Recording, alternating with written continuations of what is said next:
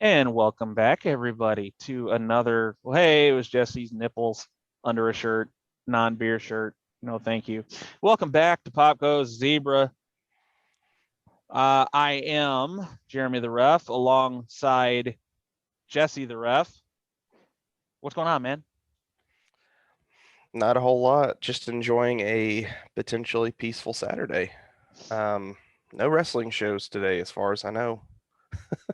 Of course, it's still early in the day as we're recording, so there may be a, hey, can you make it to so-and-so town in a couple hours?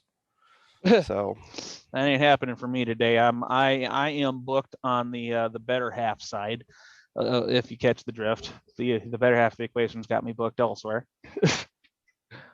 always got to do what Booker Lady says. Oh yes, I'm figuring that out. I don't have a whole lot of plans today, which is actually kind of nice. Like, I may sit around and do nothing. I may get out of the house and go get something to eat and go poke around town. I don't know. It's kind of rare that I get days off nowadays, especially non-wrestling days, since my schedule seems to stay so full. Because I'm looking at like July being super busy, August is possibly going to be busy, and then September is going to be whew. So I got to start cramming in the free time whenever I can. And you're starting to get right back into the fray with shows too as well. Oh yeah, I'm sorry. I'm texting a person. Some behind the scenes stuff. I don't know if you've realized that maybe the wrestling world's caught on by now, but Black Label and GCW are coming to Chicago, and you know that takes work to kind of hammer out the details. And I'm Jesse knows exactly what I'm up to. Yep. I'm surprised. Hammering out some. They got back to you that quick. Well, you know, this person is a workaholic. I'm talking, of course, about Mikey Blanton, the owner promoter of Black Label. Mikey is probably one of the hardest working people I know. Oh, drink ski time. Notice how I turned those so you couldn't see exactly who the labels were, but you know exactly what they are. That sounds absolutely fantastic, but I do not want to get out of bed right now. So I pretty much just woke up, grabbed the laptop, and then here we are. All on the same page then. Yeah. No, I'm glad you're handling business. I'm kind of I'm waiting on my end to hear about what's going on. Like I said, as far as I know, I should in fact be up there. But that was kind of the nature of the communication. Yeah. And we'll leave it at that. We'll leave it in suspense. But anyways, yes, we are getting back to life in general, normalcy, if you will. We both had shows this past weekend. You, of course, had New South. I, of course, had the return of so many things. Normalcy, the return of late nights, the return, of course, of professional wrestling in Warrior. What a night. Jesse, I hate to break it to you, but my story is going to be a little bit more entertaining because mine involves a helicopter. I saw pictures and I was like, well, we had Shark Boy. That's about it. And Shark Boy did not show up in a helicopter. Yeah. That's I knew it. I was like, oh man, I really should have. Sorry, guys, I can't make New South. I got to be up in Chicago for something. Goddamn Frank the Clown hijacked Warrior Wrestling in a goddamn helicopter and landed the goddamn helicopter in the goddamn end zone. That's a real statement that I just said about a professional wrestling show that just happened. And I'm still flabbergasted. I don't know what the fuck. What the fuck? Yeah, I'm gonna have to watch a replay of it because I remember seeing the pictures. I was just like, oh, what kind of shenanigans are going on? When he told me, because I was talking to him in the locker room, and Frank's like, oh, I still got, because like I said to him, your makeup's gonna be running because I had just come back from the ring. It was hotter than the devil's armpit, and I was like, dude, your makeup is going to died at night. He's like, oh, I still got one more spot. And I'm like, oh, cool. He's like, yeah, I'm flying in a helicopter. And I thought he was ribbing me. I thought he was fucking ribbing me. He's like, as you do, because you don't you're not think expecting on a an independent freaking wrestling helicopter show. on it. Yeah, you're not. Somehow I told Steve and Eric this after the show. I said, I don't want to know how you pulled that off. I don't want to know how much you spent. If you spent anything at all, I'm happier not knowing because it makes it cooler. Yeah, because I have never seen that on a wrestling show where somebody just showed up in a helicopter. It's live.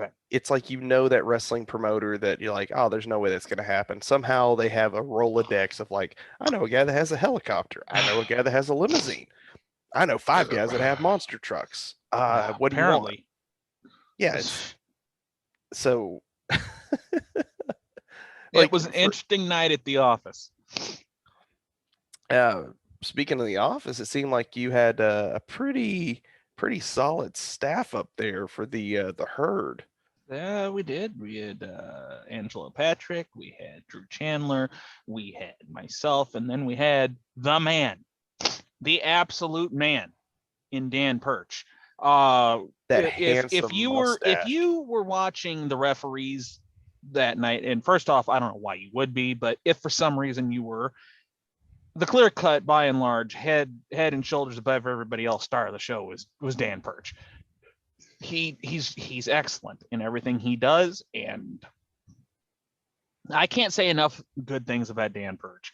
I call him my first round draft pick. There was a time where we needed another regular at Warrior, and Steve came to me and said, who do you got in mind? I said, I want to give Dan Perch the go.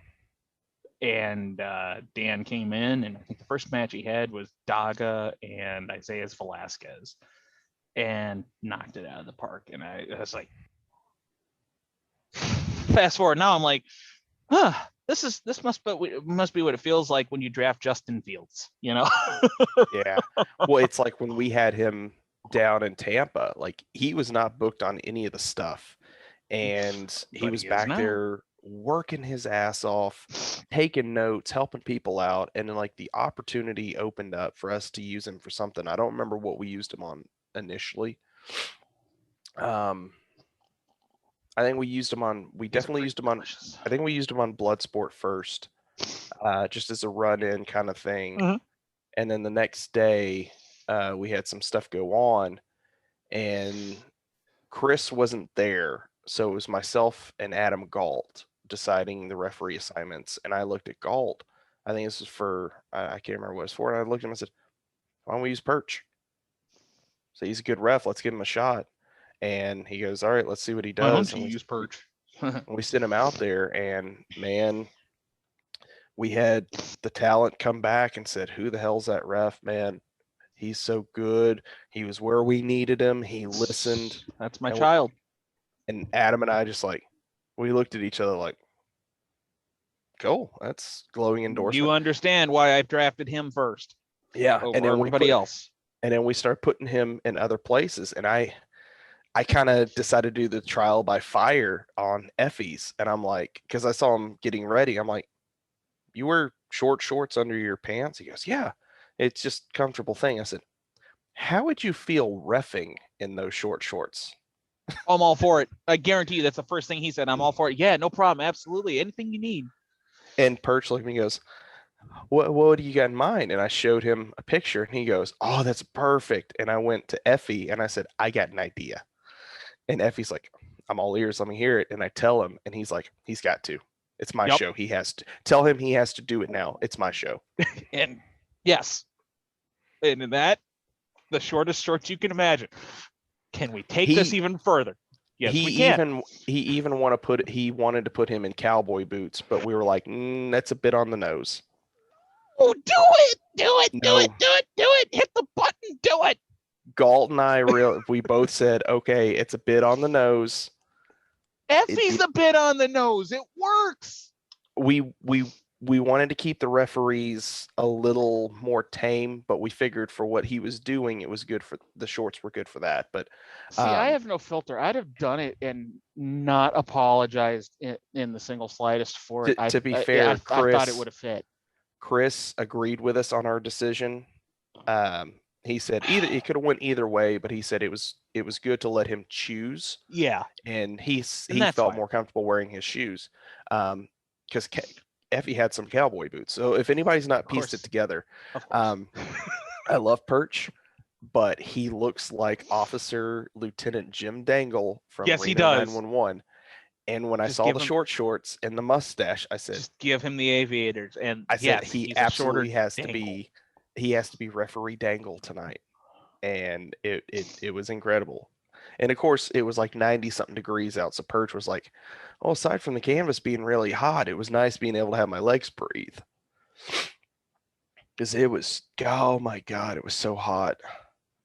That's the one thing I like. I liked Tampa, but I do not miss working in that heat. It was unbearable. And we had that in our show. Like I wish like in some ways I wish people could hear exactly what goes on in the ring. Yeah. And in some ways I'm glad they don't.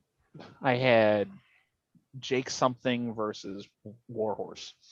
And we get out there and Warhorse comes out first, and like by the time he got across the football field to me, he's just like, fuck, it's hot out here. And like the dialogue that these two are throwing at each other during the match is just, and you've been around Mr. Parnell long enough to know his sense of humor. He's just laying there just calling up stuff to something, and he's just like, this fucking sucks, tackle this, throw a clothesline, I'm so fucking hot, clothesline, I just don't want to be here right now, can we go home now? Just all manners of just hilarity, and just the dialogue those two had was just outstanding. And I'm sitting there doing all this, trying to get back into the rhythm, making sure my mannerisms are right, making sure my body language is good, making sure I'm not laughing at the comedic gold that these two are spewing, that I can clearly hear, that I'm praying nobody else can hear, and trying not to like openly laugh, because it's great. Yeah, a very, very similar thing when we were doing the morning and day shows with GCW was I would hear the conversations mid-match of like, Jesus Christ, stay off the paint. Those are the best. Those are the best. I remember going, it was either, I can't remember what my first show was. Because my brain's so whatever. I think it was the second show. Or the second day when we did Allie's hot girl shit. And I was out there with Allie and Billy Starks, and Billy looks at me, she goes, this sucks. Can we just not do this now? And Allie, who is from Texas, immediately goes, oh, come on, guys, this is comfortable. I was like, there's always, she's like, oh, I was like, I can do this all day. I'm like, you're from Texas. That explains why you can talk. I said, this is not Texas heat. This is Florida heat. Texas heat is different. Dude. I was down in Tampa, about a month and a half ago, and we were at SeaWorld, and I was with Jason, and we're walking around, and like by 1 o'clock, I'm shot, dude. I'm pooped. I hadn't slept well that night. The heat was getting to me. I was tired. I was hungry. I was hangry. And his son could not understand why I am clearly tapping out at like 1 o'clock. And on their clock, there's still like 4 or 5 hours of run to do. And he couldn't understand it. And he just looked at it like, dude, they're not used to this. You and I, we can do this all day. This is like their first outing with Florida heat. Like there is no preparing for that. There's only acclimated. Yeah, and oh man, like I can tell you like the difference between like Arizona heat, California heat, Texas heat, humid Tennessee heat, dry heat. The dry heats are a lot. It's so much easier to deal with. That's why like in just about a month I'm going to be out in Tucson, so I'm actually looking forward to like it's heat, but it's not like I walk outside and I'm just bleh. Oh, because that's like right now I walk outside my house, I'll look like I just took a shower. Oh, who you tell, dude? I just mowed 3 acres with a push mower this morning. I started at 9 o'clock. I was like, I'm gonna beat the heat, and then the heat's like, boy, who you trying to fool? And like by the time I was done, I could 6 take my, 6 a.m. That heat's just creeping around a I corner with could a baseball bat, take ready to my fucking cap your shirt. I knees. literally wrung my shirt and a stream of sweat. Like I could have filled this glass. That is how much the sweat just caked. Like, oh, it was awful. Just the humidity. Yeah, see, and it's something for like people. Let's see, last year we were running a lot of wrestling shows outside during the Whew. day in this heat. And I remember we did one in a building, and I had to work multiple matches like back to back to back because of a situation. And when I got out of the ring I for swear I'm intermission, listening. I took my referee shirt off and I threw it on the ground, and it made this loud plop noise Yep. because it was so wet. I was like, ugh. I'm not Oh man, drunk. I am I am comfortably numb. you, oof. See, I part of me wanted to have a little drink ski this morning, but And as man, I told her this morning, and as I told not this morning, oh my god, no. As I told her last Saturday, sorry Kylie, I'm stealing it. yeah, I may or may not be going right back to bed after this. You pussy. I have a day to kind of like rest, so Yeah, I'm booked, so I got to sauce it up while I can. Then, you know, let it wear off because then I got to drive. So, like this is probably my last one. sobriety. Oh, sobriety. Oh yeah, that's the thing. Like that's why I don't really go out and do things because most of the time it involves me having to drive like an hour and a half because I live out in the middle of nowhere. So Well, like, you're getting ready to be living just a slight bit closer. not close. Well, closer to civilization, but like, yeah, like still, eh. But so like a lot of the time I can't go out and have a good time. I don't go to the bar. I don't go to the club. I don't go Yeah, to I'm the not. social event because then I've got to drive home. So I can't enjoy myself because like I can have one, two, maybe three. I don't know, but I'm not going to find out exactly what's that magic number before I can no longer pass the tests that the nice man with the lights behind me is going to ask me to do if I do something stupid. So therefore, I stay home and I drink because I'm not going anywhere. Yeah, I definitely identify with the whole stay home and drink because I'm Yeah. old and cranky. And this is cheaper than going out. Not much cheaper because drinks are like what, $7, $8, $9 now. Good God, This there's hardly this anything left this in is like that a thing. $12 bottle. Yeah, they're about 12, $14. Yeah. Worth it. So like there's no point in my frugal head of going out and buying this bottle 3 times to have two drinks this size. Folks, do you see this is a lesson in economics given to you by a slightly inebriated referee in a Hawaiian shirt right now. One is more cost effective than the other. And this is why you pregame. Thank you for coming to my TED Talk. Continue. Yeah, see, because of the wrestling people, I have learned like if you're going to go out with a group, of course you designated the DD. Oh, of course. Then you go back to somebody's house, you rip a bunch of shots, and then just have like Ripskis. one or two. Yeah, have a couple drinks at the bar, and you're good to go. Because you're already lit at that point. Uber. I was always the DD, so Uber, yeah. Uber. I am a big fan of Uber. I am a believer in Uber or taxi cabs, what have you. Do not drink and drive. Do the watermelon crawl, as they say. Anyways, back to the weekend we had. Last episode we talked about what we thought were going to be like the matches of the night, and all that stuff. How accurate were we on our calls here? Well, card subject to change. Card subject to change. I'm all ears. Yeah. Just a few things kind of got changed up.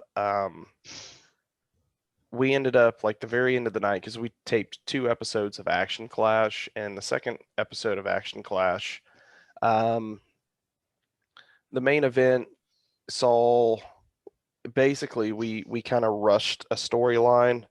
We were hoping a particular team was going to be there so we could do our blow off and stuff like that, but things didn't happen.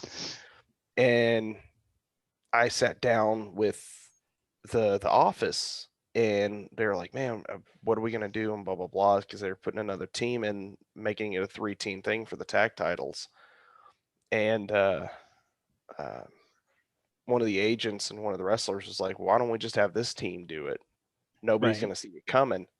And I looked at the owners and blah blah blah, and I was like, "No, I think he's right. I think that's the right call." And so we changed some stuff from what was initially planned for that show, at least for the second episode, and crowned new tag champs. And we got the reaction we wanted for it. We didn't want the crowd to be happy about it. We wanted them to be mad about it, because we're building towards this upcoming show in Gadsden, Alabama, the big amphitheater show. So we wanted to build towards that and Americana at the end of the month.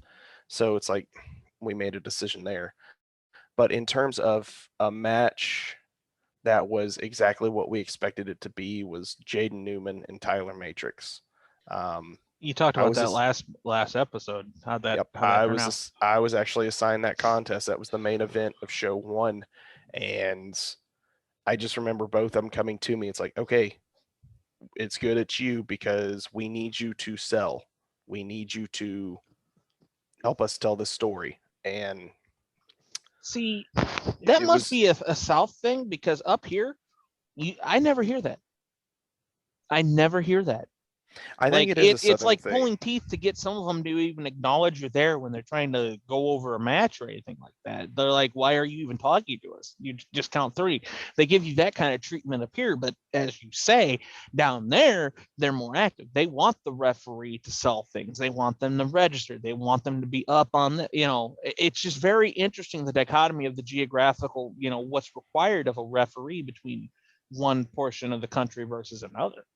Yeah, and usually what I do is if I go to somebody that I've not worked with before, I just ask them, like, "What's your expectations of me? What would you like me to do? What would you like me to not do? I want to work around with what you want to do while working in the confines of what I need to do."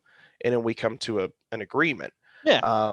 A lot of the guys, they know me. So when I say, "Hey, I got your match," they're like, "Oh, dude, can you do this for me at this point? Like, it's a big deal. He's got to sell his leg. We want you to sell it like he might actually be hurt, blah, blah, blah." Gotcha. That's, and it's a communication Hello, thing. Mr. Like, Clemens.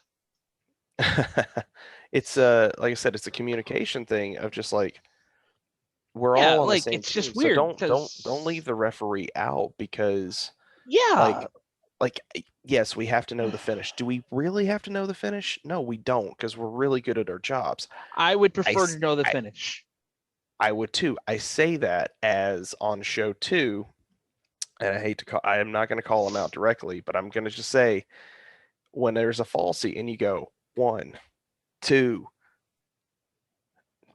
2, Yeah, fuck that. No. So, like, to get the around that, here's the what I started doing this crowd show. the Check this out. crowd absolutely went ballistic.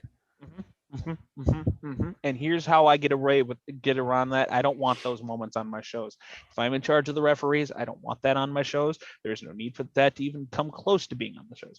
Here's what I started telling people, and it was awkward for a second, but then they understood where I was coming from. I said, "Look, for whatever reason, if for whatever reason you need to go home early, or this is going to be, somebody's fucked up and, we need to get out of this, just give me a done. Just, you're laying there and, everybody's got that sloppy habit of, they're laying there and they're looking at the referee. If you're going to do that, use it. Just give me a done." So I know to change my cadence, because I use the technique that was taught to me. 1, 2, swing through. No, it was 2. I don't do the 2 I do the because halt. I don't like the halt. Here's why. Because not everybody can do the halt. Some This people is true. try to do the halt and it doesn't work because, again, 1, 2, no.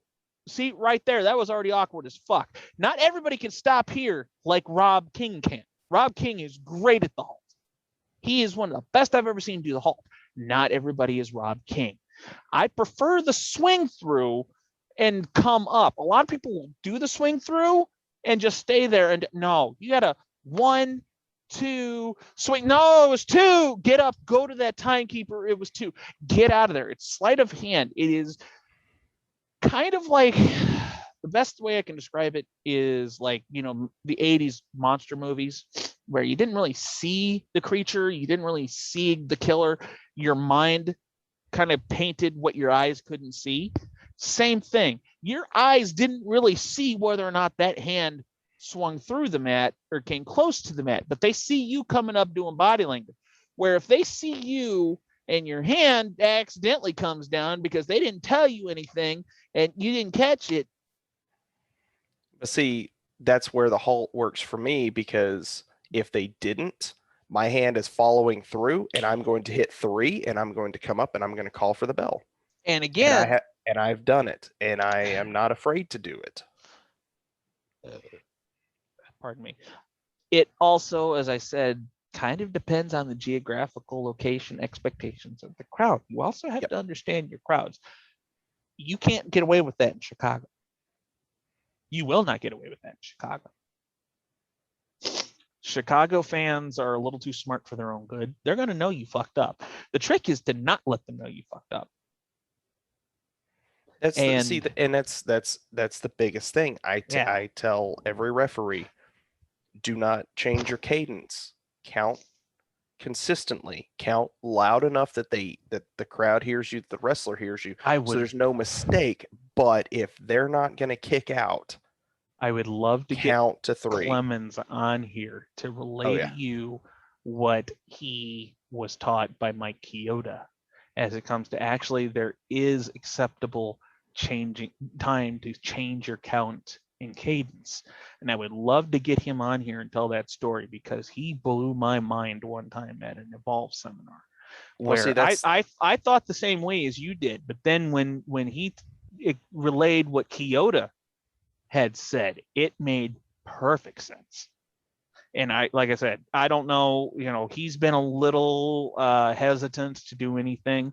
Maybe someday down the line we could get Jake on here to further elaborate on that, because I think it's a hell of a tool. Like I've always said, there's preference. There is no right or wrong way. You are good at doing the halt. Yeah. That works for you. For me, the halt doesn't work. I don't do it. I steer clear. It's just styles. It's like martial arts. There's different things. Yeah. Some people are judo guys. Some people are Brazilian jiu-jitsu. It's just a matter of preference and the situation at hand, where you're at, what you're dealing with. There's no wrong way. There's just what's the tool for the matter at hand. And I would love to delve further into that and show you what I was told to better explain it, because it's not gonna carry the same weight coming from me as it would coming from a guy who's been there, done that was explained to him by someone who's really been there, done that. Yeah, and like I said, I'm not discounting anything.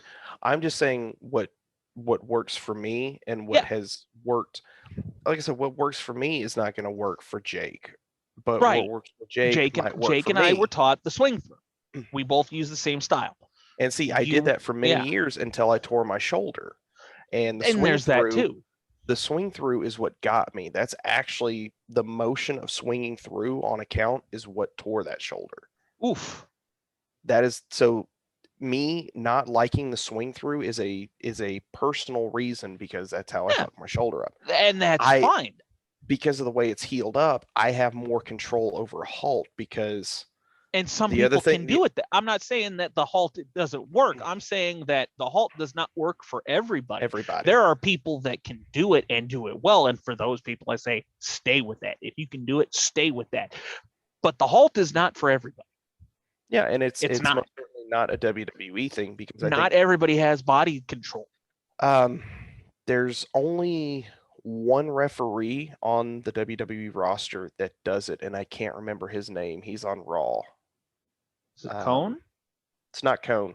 Cone does kind of a swing through. So does Chad. It's not Dan Engler. It's not Chad Patton. See, Dan did it on the Indies. That's where I actually got it from. Was Dan? Is it Derek? Derek. It's Derek. Derek Moore. Derek Moore. Yes. Man, let's talk about him for a second. He is probably one of my favorite refs to watch. He is He's got some very interesting body language. He's Yes. animated, and his facial expressions have gotten me, especially on like a couple false finishes, because he does that halt, and then him coming up and selling the two, like it's very to me the very halt Charles is Robinson. very old timey. Very old timey. If you can do it, it's great, but like it's easy to screw that up. Like, he's so good at it. Yeah, if you're good at it, it looks great. I every time I've seen him ref, I always want to. Doesn't matter which match it is, I just want to watch him ref. Not to mention, he's got probably one of the best slide-ins in wrestling for getting to a count. I think him and Chris Levin have this. Chris is really good at like sliding in. I love the man who wears the schmedium shirt. Chris, because I remember seeing Chris do it at Impact multiple times, and the way he slides in on his knees, whereas some of us will slide in on our sides. Both Derek and Chris have like perfected the slide in on the knees coming into the count, and it just looks. Tommy Young would be proud. Oh yeah, I think Tommy Young is definitely on the Mount Rushmore of referees in the pantheon. Again, the referee is like not the forefront of the thought for the spectator. Yeah, but it's amazing how important the referee is, and the credit the referee never will get, because a great referee makes a match that much better. But it's easy for a decent referee to fuck a match up. I've been there, done that. I classify myself as a decent referee because I fucked up a lot of matches. Yeah, I've always referred to myself as mediocre. Mediocre at best. That's a t-shirt. Yeah, mediocre at best, but there's a lot of people that disagree with me, and I'm like, well, first off, your opinion's wrong. I know me. I know how I am. I am mediocre at best. I just happen to do really good things every so often that people get to see. That's just kind of the way. I'm not a fan of myself. I'm not a fan of, like, I know what I am. I know that I do things that other people don't like, but it's me. It works for me. It works for where I'm at. Yeah, I think geographical location does kind of come into play here. But here's the thing: if I come up there and work Warrior, you're not getting me. You're not getting Jesse Fields as a referee. You're getting a referee.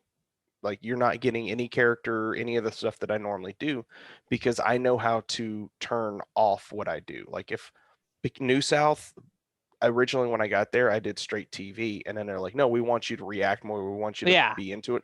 So referee is more of a character in the scheme with of Crux. Things. With Crux, it's me to like 11.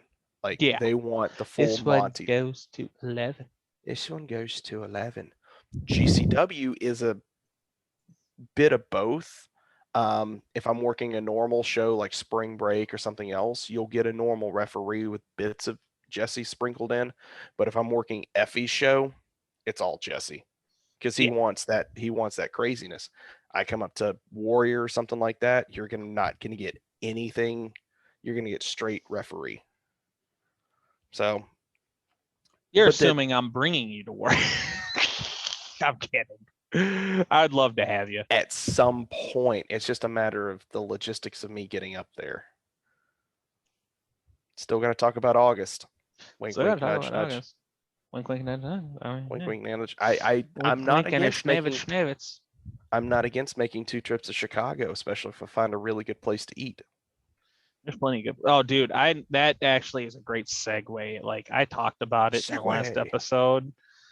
Zarlingos is the fucking shit, dude.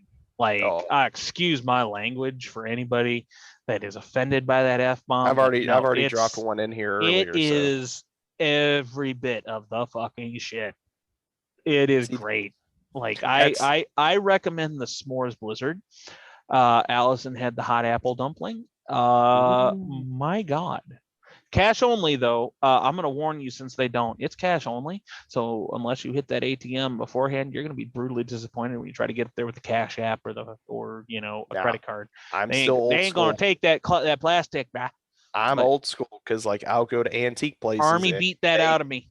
The Army beat that out of me. I had a sergeant that said, "Brother, you can cancel a credit card. You can't cancel $100 bill."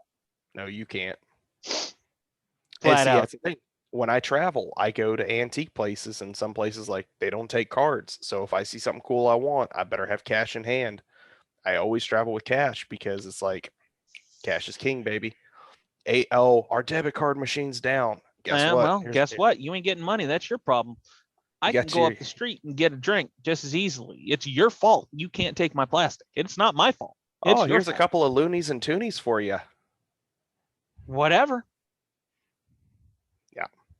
So again, we each have our styles. I believe that in the age of digital piracy and identity theft, it's easier to cancel. Yeah. It's easier to cancel an account than it is to cancel cold hard cash that was stolen from you. Yep, 100%.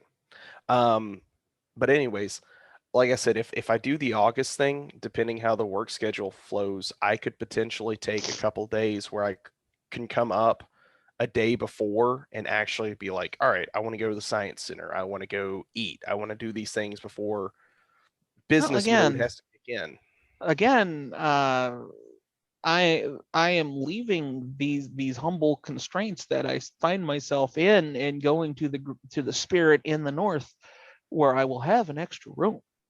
Oh yeah, that's kind of why I'm like, and a nice train station not too far away. So like, yeah, it's so for Warrior, Chicago. So coming up to Warrior, I would probably take you up on that. Whereas with the GCW thing, I'd rather be closer to the city and closer to the venue, and have a hotel close to the venue, just for being able to quickly get back, take a shower, refresh. Because I don't know what the schedule is. I think GCW is running a solo show on Friday. Black Label is running on Saturday at 2:00. They put that out the other day on social media. I know that much. I believe GCW is running a solo show. Then there's the Gap, and then there's 3 Cup Stuffed. Because 3 Cups is going on at 11. I have no clue. I have no earthly idea. I saw the flyer, and I think that's what it was. It was like 11 o'clock. I'll be there with bells on and stripes on and all that bullshit. But like, as far as the schedule to be determined on my end, I don't know. I know I'm going to be at Black Label. Obviously, if things work out, I would love to be there for GCW. I've delved in there a time or two before. Go check that out on IWTV. I know those are kind of faux pas letters to say right now, but I had Effie versus Nick Gage. So go check that out on IWTV. Red 2 Cup Stuff. That was interesting. But that'll be fun to look forward to. But back to this weekend. I just want to keep putting over Dan Perch. Can we just make this a Dan Perch appreciation episode? He had our Lucha championship. It was a war of attrition match, which we explained the rules in the last match. You start it, 2 4-man tags, 1 eliminated. The one that gets the pinfall gets to choose his tag partner. It's a 2-on-2. 1 team's eliminated. Those 2 wrestle. The winner is the Lucha Libre champion at Warrior. But Dan Perch again had that one, and man, I'm a big hockey guy. I love at the end of a series where they do what is considered the finest tradition in sports, where they shake hands. I would say if that's the finest tradition in sports, then just behind it has to be throwing money into the ring after a lucha match. That has to be up there for me. It is incredible because, man, just live watching people just crumpling up dollar bills, $20, whatever, and just throwing it in the ring. That's one of the coolest things I could ever see, because Warrior tickets are not exactly the cheapest on the indie scene. With the type of talent you get, price is subject to inflation. So when you see people that are voluntarily walking up to the ring and crumpling up cash money, hard-earned cash money, and just throwing away, that's just a tip on top of a really good deal, man. And I love that. And that's something else you can't do with a credit card.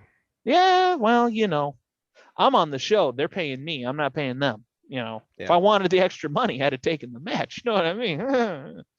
But man, go check that match out on Fight TV. That War of Attrition match, and that is a match exclusive to Warrior Wrestling. That does not exist anywhere else. That is ours. We own that. that is our match.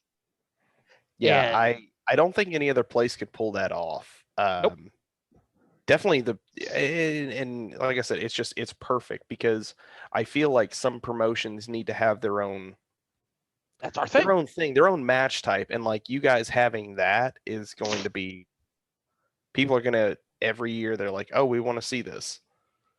Yeah, that was easily the best one we've done. And that is putting that up against the first one we had. You had Sammy Guevara, you had Austin Aries, you had the Lucha Brothers, you had Rey Mysterio Jr. in that match. And then you turn around and you throw guys that, no offense to them, they're not Rey Mysterio. They aren't as globally known like Rey Mysterio would be. If you start listing names, everybody's going to perk up at a Rey Mysterio. But they went out there and easily had the best war of attrition match that our company's had of the actually 4 we've done to this point. That is easily by and ahead of everything else, in my opinion. Oh yeah. And like I said, it's such a unique concept too. Just absolutely love it. Man, I'll tell you what, it was such a good night. With Frank the Clown hijacking the show, the war of attrition match, Kylie Rae's return, which was really nice for a lot of reasons. I admit it. I started crying during her entrance. I teared up. And here's the thing is my girlfriend was there. And she is sitting, like, if I'm standing in the corner right here, she's sitting there at the opposite corner behind the turnpost. She's sitting there at ringside. And she's watching this happen. And like, she'll tell you, I cry during a lot of movies. Like, I'm just an emotional guy. Toy Story, I was Toy Story 3, I was blubbering like a Toy Story big 4. old bitch. Toy Story 4. No, 3 for me did it more for me because like they're on that conveyor belt and they are literally resigned to their fate and they are willing to go down together. And for I started. Oh no, I cried. I was 3. there for I Toy cried Story hard 1. At 3. Yeah, I was there for Toy Story 1. So I had grown with these characters. I'm Andy at that point in Toy Story 3. And to watch this happen, these characters that I'm vested in, that I've loved for so long, potentially going down with the ship and being okay with it, and they're going to go out together, which is so beautiful in and of itself. I started crying like a little bitch. I had no inkling they were going to do 4, but in retrospect, obviously you're going to keep milking that cow. But like at that point, I'm like, all right, we're going here. We're going to do this. Disney has killed before. It will do it again. Okay. Oh my God. Disney can be so heartless. Disney is one of the realest production crews out there. I get a lot of people say that they're just teacup princess shillers. You're wrong. Disney gets as real as anybody. They don't like to be as grotesque and graphic as, say, like a Lionsgate film, but that doesn't mean they won't go there. Mm-hmm. They will go there. But Lion King. Oh, dude, that's what I said. I said, like, I was excited they were doing a live action Lion King, but I was not ready to watch James Earl Jones be murdered twice. No. Just that took me a while to say, all right, I'm gonna go watch this. Because I'm such a lover of the original film, okay, I will go watch this, but I am not okay with James Earl Jones being slaughtered again. So I the reason why I've got to say 4 was because like it was a great nostalgia movie, but like some of the things that happened and then like towards the finish, like I was like, oh, I'm great. Oh no, I'm not okay. I'm okay. Not okay. I feel better. Definitely getting better. Oh, good God, no. Okay. And like snot, tears, all of it. You want to know what one will get me, no matter what. Like, I could have just won the lottery. I could be the happiest motherfucker you've ever met at the exact moment. You turn on the ending to the original Homeward Bound, where that dog comes up over that hill, and I'm already fucking crying. And the music starts playing, and he just says, Peter. and the music comes. Oh my God. Like, it's so beautiful. Tears, I'm all tears. I am fat man crying Oh right man. now on this fucking episode talking about, but you see what I meant. So anyways, back to what see, I cry at the drop of a hat. Kylie finally makes her, because of course you milk that entrance. They play the music and she doesn't immediately come out on the beat you expect her to come out on. She finally comes out and the crowd goes nuts, as you would expect them to. They go banana. They go banana. And she comes for and she does her high fives. And there's just something about that song that resonates. There's this childhood innocence, that you're going to accomplish something great, and it may take a long time to do it, and there might be a lot of bumps along the way, but damn it, you're going to overcome and you're going to succeed anyway. And then you put that against the backdrop of Kylie coming back after 9 months off, and just it was like something out of a movie, like where the credits start to roll, and they're finally back to the characters finally back to being what they should be, to begin with. Yeah. And I had to, I had to lock it up because I admit it. I am a huge fan of the character of Kylie Rae. I am a huge fan. See, and like I said, I've had that moment where an entrance has made me like, oh yeah, but it is for completely different reasons. But yeah. I totally get it, and it's just kind of one of those things. Like, we're human. Like, it's a moment where you're trying to take in what's going on, and you appreciate what's going on. And I was there. I was there at her last match. I had as I told her, I had kind of the dubious credit of being the referee in Kylie Rae's last match to that point and not knowing if it was going to stay that way.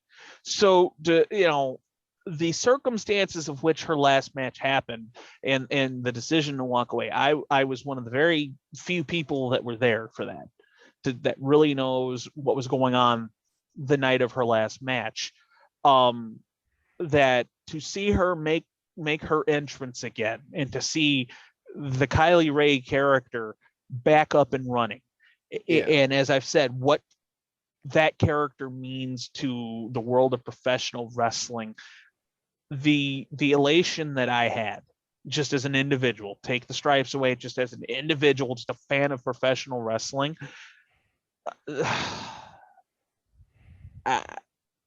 I'll never forget that as long as I live.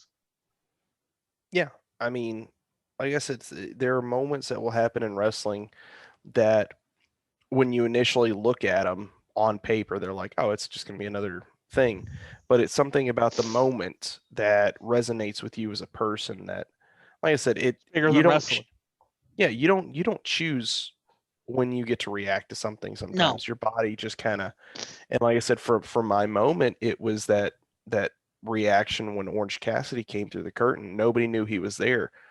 And you never knew exactly when you were going to get a moment like that again because we were facing COVID and we didn't have a vaccine yet. And we're getting the ire of the internet by doing I think we were maybe 20% capacity in the building, which wasn't a whole lot of people if you really think about it. Like if we put all the people together, I'd like to see that building at 100% capacity. I'd go back again in a heartbeat. Yeah, and the thing was, this was the first big wrestling show to happen with a crowd during COVID. That's not true. What? We own that. Yeah, you guys had that. We were inside.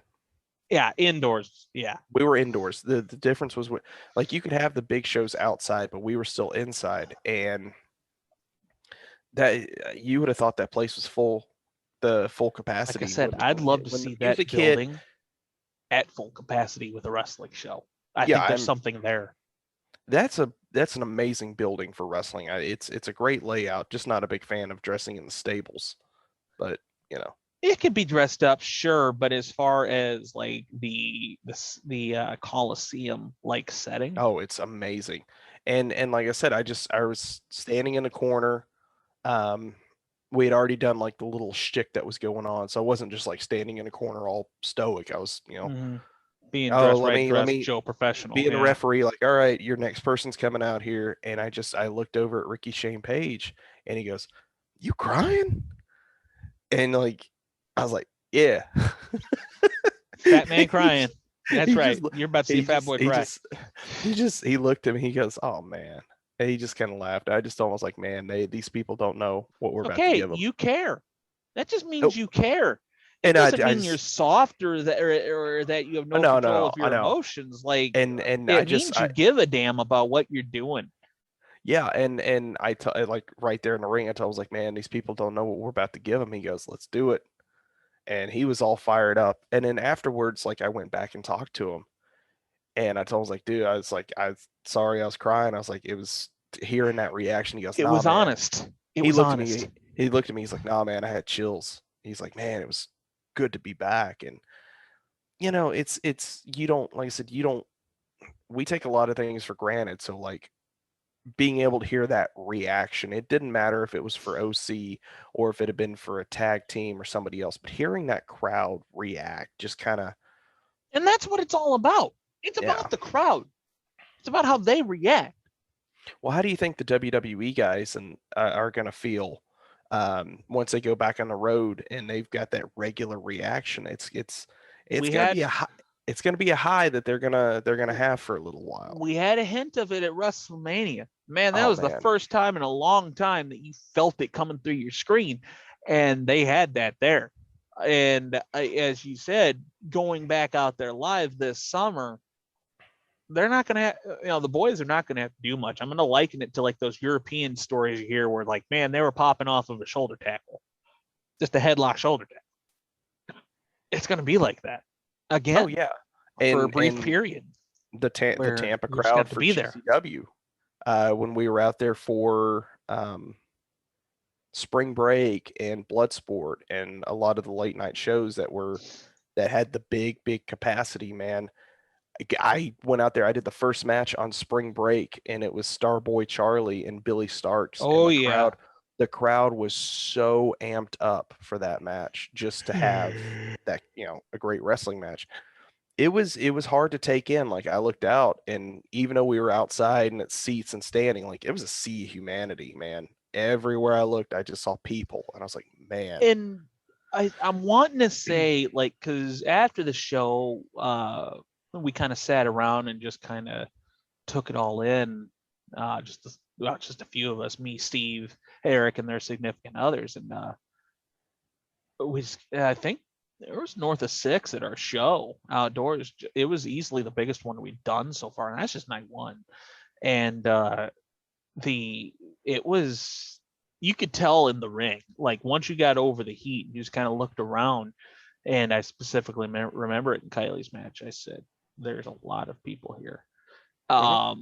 And just you could feel them, you could hear them, and you can tell when you do like a falsie or something. You can tell how big the crowd is by how they bite on your big falsie. Yep. And there's that and like depending on the size of it. And I learned this the first time I did MLW because there was like 3,000 people in that building, and I did my first falsie. And 1, 2, no, it was two, and you just wow, it's like, oh, there's a lot of people here. Oh man, I've had a couple of those reactions where it's like, there's a lot of people and you kind of block it out until there's something that you do that causes them to react to you.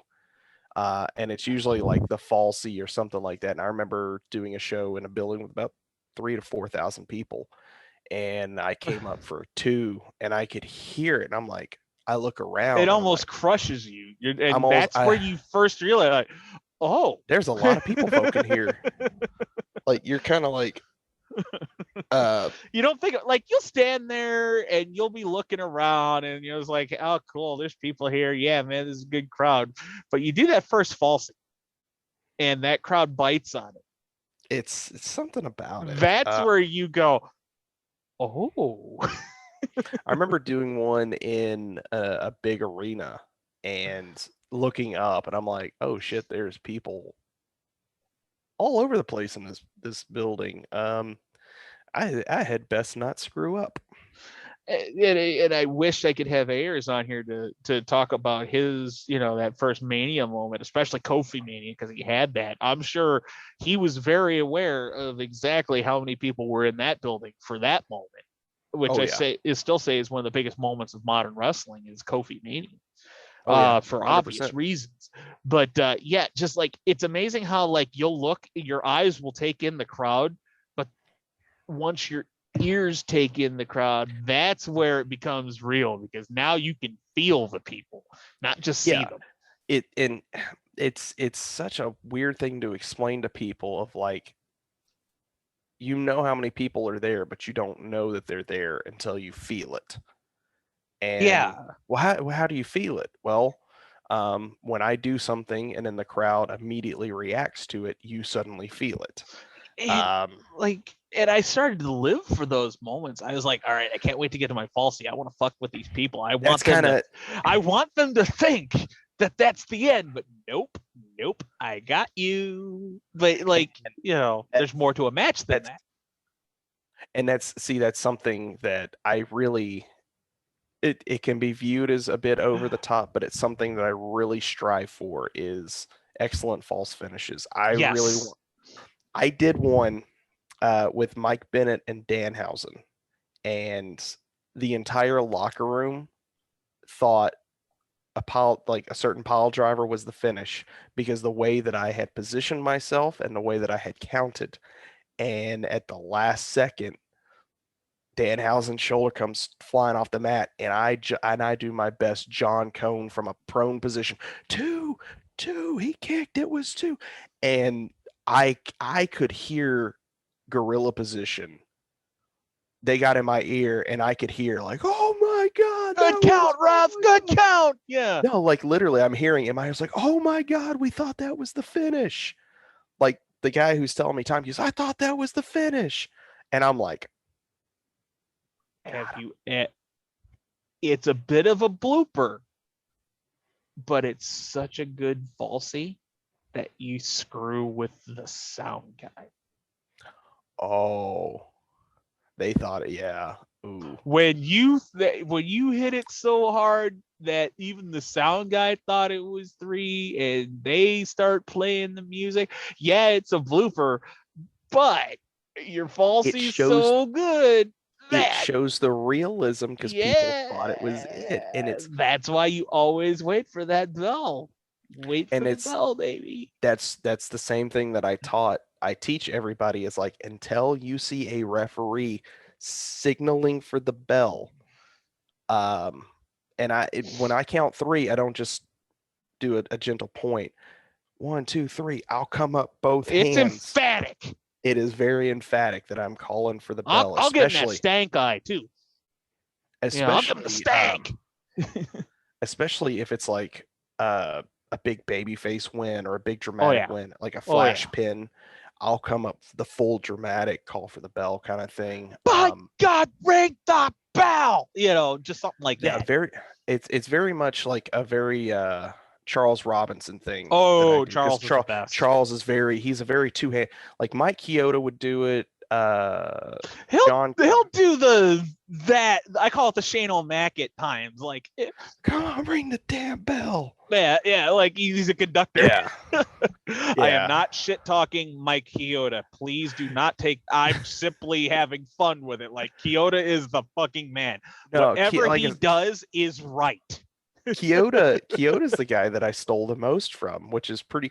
Anybody who knows me and watches my body language, it's like it's very obvious I'm a Mike Chioda fan. But on the finishes, I have to do the Charles Robinson because Charles is just he's so animated about it, but it's very clear that he's calling for the bell.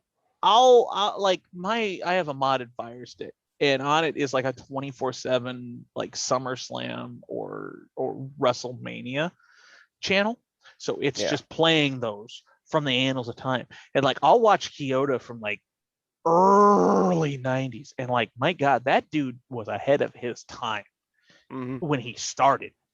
And now look at him. He's the freaking man. And it just baffles me. Like, he was so good. And he, the style in the ring was so different back then than what it is now. And he was already ready for that style now. Yeah. Like, that's why he's so good, because he saw the change come. Yeah, and it's like I said, a referee needs to be a referee, but a referee should also have some personality.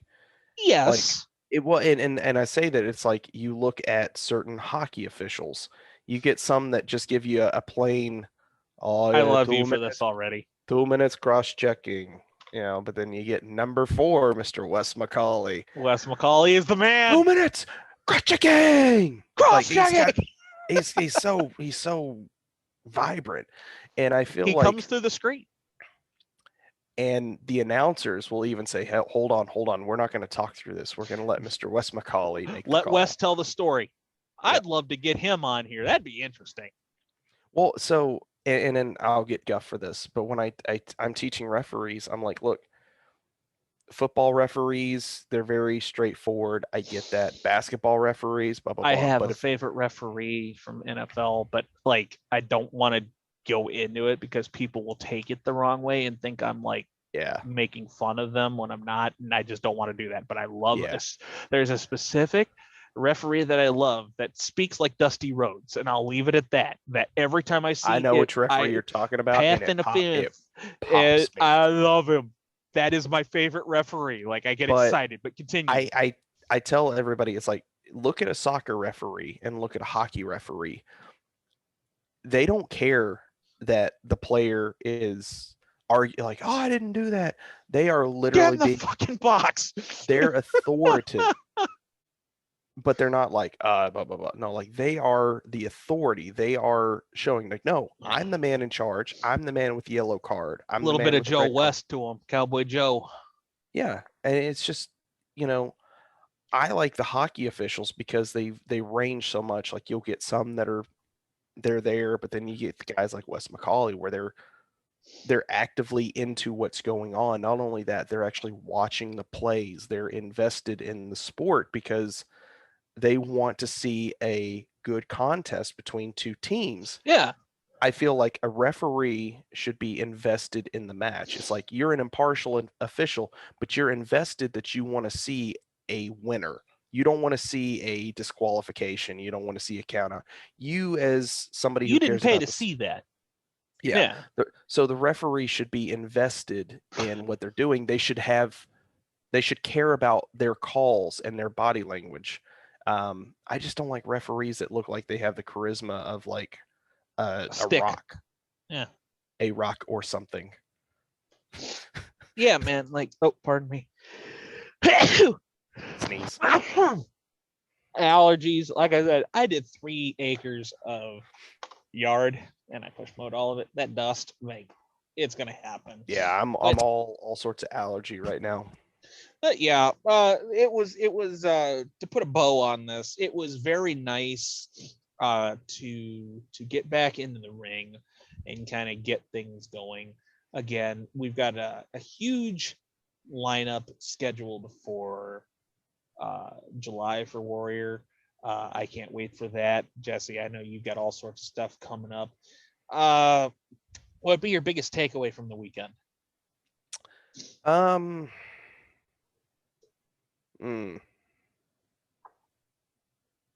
The biggest takeaway is that I feel like sometimes it's kind of hard to put into words. There's an appreciation for what we do, and it's really important to us now that people are coming back to shows, and I would like to see fans be a little bit more respectful. It's just something like, my biggest takeaway is that, and I guess it comes from like crowds and stuff, but sometimes you'll work a show, and it didn't happen at our show, but I've heard about stuff happening at other shows where people are making derogatory remarks. See, that's And where you need a good security staff. yeah, and it's one and done, baby. It's kind of like I've seen several wrestlers post that if they hear somebody drop particular terms, doesn't matter when it is, it's an on-site thing, and it's like you shouldn't. I know it's your right as a fan that you paid your ticket to cheer or boo. That's fine, but when you start crossing a line and it starts becoming a personal attack or an attack for a particular reason, no, man, Exactly. so my biggest takeaway um, is fans being respectful. Like it's I know it's a weird concept. Like we a lot of wrestlers went through a lot to get back to where we could entertain people, and some of us have been working through this to entertain people, and fans are just absolutely some fans are horrible, man. I just don't get it. Yeah, this is gonna be on the nose a bit. People suck. As you know, like if people disappeared tomorrow, the earth would not miss humanity. Yep. And I say that in the nicest way possible. What I mean by that is sometimes we get so caught up in our own bullshit that we forget that really in the grand scheme of things, we're just one in a backdrop of many, in that sometimes we forget that our personal viewpoints and our opinions and our what have you is really insignificant compared to the grand scheme of things. And sometimes we take ourselves too seriously. In case in point, sometimes fans will think that their opinion matters more than it does, and they'll start spewing this venom that is uncalled for. Like, you don't go to Hamilton and start jeering King George or Aaron Burr. You don't massacre those guys for being in the wrong or doing something you find morally objective, because you know that it's a stage play. But for whatever reason, in wrestling, it's like people, I don't want to say people forget, but people kind of think that there's there aren't lines that you can cross, and that sometimes people just need to remember, like, hey man, that stuff may have worked 30 years ago, but 30 years ago you know was 30 years ago. It's not now. It's a new Yeah. world, and that stuff just doesn't fly. Yeah, and it's really bad here in the South, especially for people like Effie. Some of the venues that I've worked at, I have heard some very questionable things be shouted, and I've never seen a match halt any quicker than I did after somebody dropped a particular slur, and Gee, I all of wonder us what were that like, was. "Yeah, Does it have to do with English cigarettes by any chance? roundabouts, Roundabouts. roundabouts." Fair Yeah, enough. and it's like some old white lady with like no teeth. Oh boy. So it's in those parts of the state, and it's like, come on, people, like, Now, it's just uncalled for. now at the same time, while this is gonna be a little controversial, but at the same, there is what I just said, but at the same time, why give those people a platform? Why give them validation? Because I feel like if you go too much in on them, you're giving what they said too much power at the same time. True. Like, I can And, definitely see that. like, at some point, you got to stop giving these shock artists so much power, because until you stop giving them power, what they say is going to have meaning. Yeah. But the second you stop giving what they say meaning, like, and that's just one man's opinion. Obviously, I don't pretend to think I have all of the world's problems solved, but like, there comes a point where you got to stop letting things affect you. And I am not excusing what this fan said. I wasn't there. I don't know what he said. I can imagine what he said. But, at some point, you've got to stop giving people power. Yeah. And like I definitely I've seen a thing where some promoters are like, if you're caught doing this stuff, you will be removed from Absolutely. the venue and you will not be allowed back. And I think Absolutely. that's where it is. But like in Tullahoma, Tennessee, that's kind of the norm. So it's like they're not going to kick them out. They're not going to bar them. They're just going to, oh, that's just so and so. Yeah, and Well, that's it's shitty. it's a really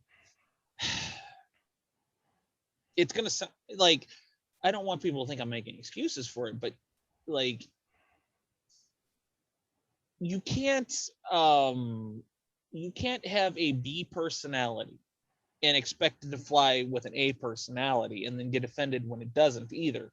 To Yeah. some degree, like you have to understand that A personality is not going to always agree with B personality, and sometimes B personality has to understand, as I like to put it, they are the road team, Yeah. and that it's just not time for them to be the home team yet. And the context of what was said was there was not a gay person in the ring at all. And just this lady decided to scream that word because Yeah, somebody no. was acting like a heel. Yeah, And and that's not excusable in any context. And like I said, I am not making excuses for this fan. I just remember looking at Jaden and I was like, did she just really say that? And Yeah, he goes, like you got to read I the guess room too. so.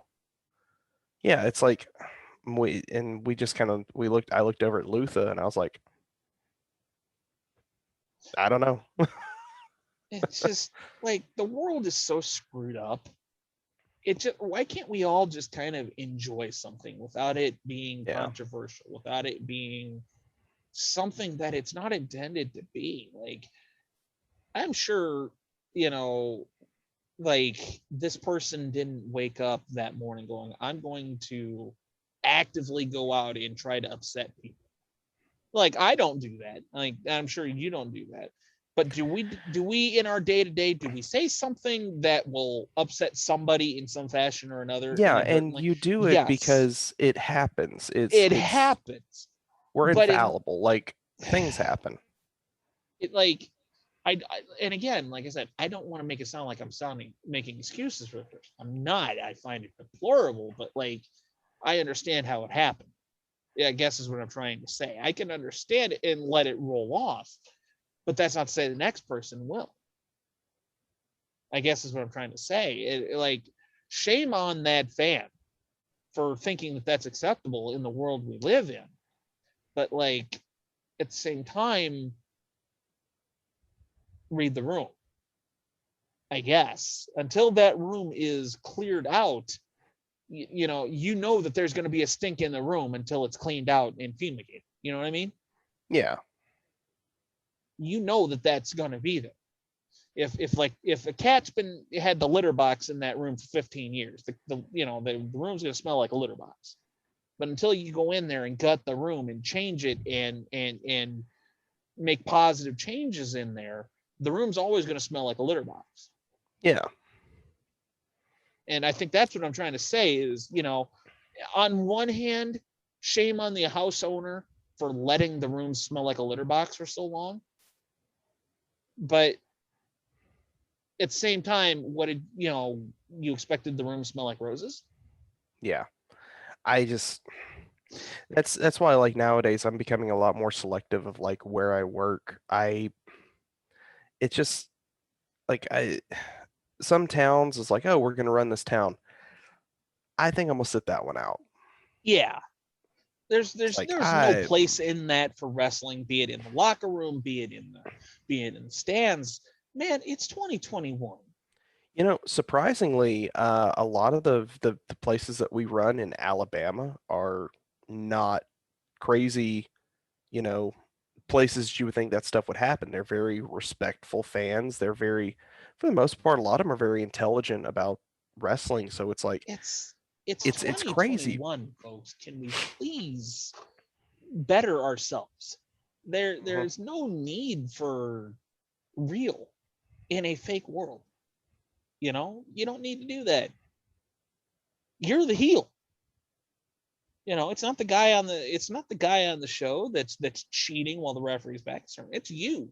the asshole in the stands that's spewing this venom that was uncalled for and unneeded in civilized society. Yeah. So, shame on you. yeah. Anyways, can we get off our soapbox now? That's not what this show. I was gonna say we're getting a little deep in it. This somehow got like, to be a soapbox, but and I had to go a little long there because I didn't, like I said, I didn't want people to make it sound like I was making excuses for this guy or woman or whatever. Like I said, I wasn't there. I just just kind of wanted to put some open thought, some free thought on it. Like, yes, what they did was wrong. Step back though. How long had this been acceptable? It's going to take some time for all areas of society to get on the same page, and they may never happen. Honestly, it may never happen. But like, on one hand, there's that. On the other hand, I don't want to say tolerance, but I want to say, you almost have to almost go in with your guard up and expect some, like I had a sergeant keep me, expect the worst and then be pleasantly surprised by a different outcome. Expect always people to kind of it's like my everyday life. I am always I'm always prepared for every day to be the worst day ever. When it's not, I'm like, okay. I think that's what we're trying to say here is like, people have this uncanny ability to disappoint you, just undershoot their value. I would venture, and it's worked for me, and like I said, kind of like the swing through versus the the stop in the hand, it's not going to work for everybody, but I would venture a free train of thought is expect people to upset you and then be pleasantly surprised when they don't. Because the other way around, it just creates a greater divide, and I feel like the world needs more understanding and less condescending and less browbeating. I think more open dialogue and more conversation is more useful than attacking somebody's livelihood because they said something that upset you, or no, that doesn't help that person. If you sit down and just work things out and talk things out, it's amazing what you can get accomplished. I'm not saying sit down and browbeat. You did this wrong. You just No, understand where they're coming from. Have them understand where you're coming from. Meet in the middle and see if there is some growth that can be had. Now, obviously, that's not going to happen everywhere. The world does not deal in absolutes. That's just the sad truth of things. Only a Sith deals in absolutes. You beat me to it. Only a Sith deals in absolutes. But what I'm saying is, I don't see people trying to have conversation. I see people trying to shout past each other. And you're never going to hear each other otherwise. Neither side is right. Neither side is wrong. But both sides are wrong in how they're trying to argue with each other. And that's where the real divide comes in, because nobody wants to listen. Everybody just wants to have the final word. And that does not grow humanity. That just keeps them right where they're at. You're spinning your tires in the mud. But enough of the soapbox. I'd like this to be positive. I don't want people to, they ran out of soapbox. They're abusing their soul. No, it's just the whole 3 people that watch. Yeah, 6. We're up to 6. Now, sometimes we'll get 12 if we have a, like I said, though, this was never done with the intention for either of us to get famous. It was never done for either of us to get over with promoters. This was done out of the sheer passion for the business, out of the sheer passion for just a couple of like-minded individuals talking about case in points and seeing where we come out on things. Oh yeah. It never had an ulterior motive. This was just something that was born out of fun and will continue to be born out of fun.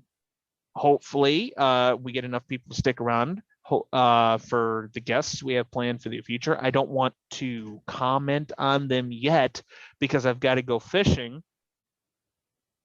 Wink, wink, wink.